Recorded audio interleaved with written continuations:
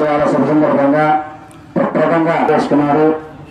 అట్లాగే విధంగా గణపతి యొక్క ఉత్సవాల్లో ఈ రోజున కుర్రాళ్ళు పెద్దవాళ్ళు అందరూ కూడా కలిసి చక్కగా బొమ్మను తీసుకొచ్చుకున్నారు. స్వామివారిని లేదా ఒక పెళ్లి చేసుకునేటప్పుడు కానీ అందరిని బంధువులను అందరిని కూడా పెంచుకుంటాం. ఎట్లా పెంచుకుంటామో అట్లాగే గణపతి యొక్క బ్రహ్మోత్సవాల కార్యక్రమంలో ప్రతి ఒక్క దేవతలందరూ కూడా ఆరాధన చేశాము. అక్కడ ఎట్లా చేశాము? ఆదిత్యాలు నవగ్రహాలు వాళ్ళందరినీ కూడా పిలవాలి, ఆరాధన చేశాం. ఈ యొక్క సిద్ధి బుద్ధి శైవ హరసిద్ధి వినాయక స్వామిని కలశంలో ప్రాణ ప్రతిష్ఠాపన చేసుకున్నాం.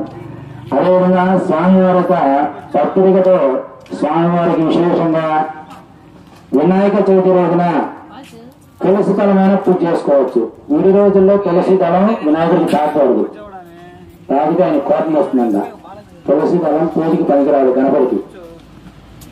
ఆ యొక్క వినాయక చవితి రోజున ప్రత్యేకంగా అమ్మవారికి అనుగ్రహం ఇచ్చారంట.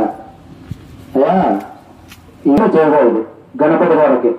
అంటే ఈ రోజున ఏ ఆకు అయినా సరే, ఏ పత్రిక అయినా సరే, ఏ పొలం అందరికి మా చేతులు పట్టుకుంటాను.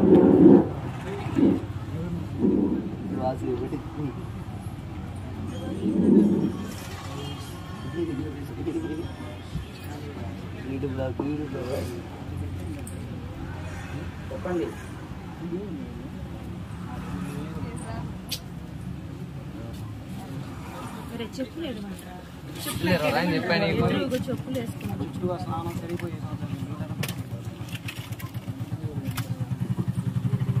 మా అందరూ కూడా రావాల్సిందిగా వచ్చినాం. ఇంకా భక్తులందరూ కూడా త్వరగా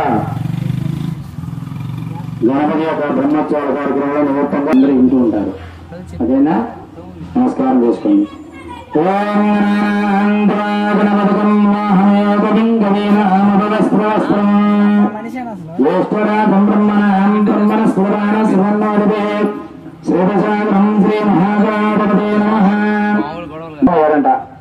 పరమేశ్వరుడు, నాయన ఏం వరం కావాలి నీకు కోరుకో అన్నాడంటండి. అనగానే ఆయన ఎప్పుడు అన్నాడంట, నీవు ఎప్పుడు కూడా నా మనసులోనే ఉండిపోవాలయా అంటే నా గుండెల్లో నా హృదయంలో ఉండిపోవాలి అన్నాడటండి. అదే అనగానే ఎందుకు కోరుకున్నావా ఆ కోరిక? పరమేశ్వరుడు లోకానంతా కూడా పరిపాలించే ఆయన, ప్రపంచం మొత్తం కూడా పరిపాలించేది పరమేశ్వరుడు. ఆయన లేకపోతే లోకం లేదు, ప్రపంచం లేదు అసలు. ఆయన తర్వాత వీరందరూ కూడా. తర్వాత ఏం చేశాడు? ఆ పరమేశ్వరుణ్ణి ఐక్యం చేసుకుంటే ప్రపంచం మొత్తం కూడా నాదవుతుంది అనుకున్నాడండి ఆ రాక్షసుడు. శివుడు ఎప్పుడు కూడా నా దగ్గర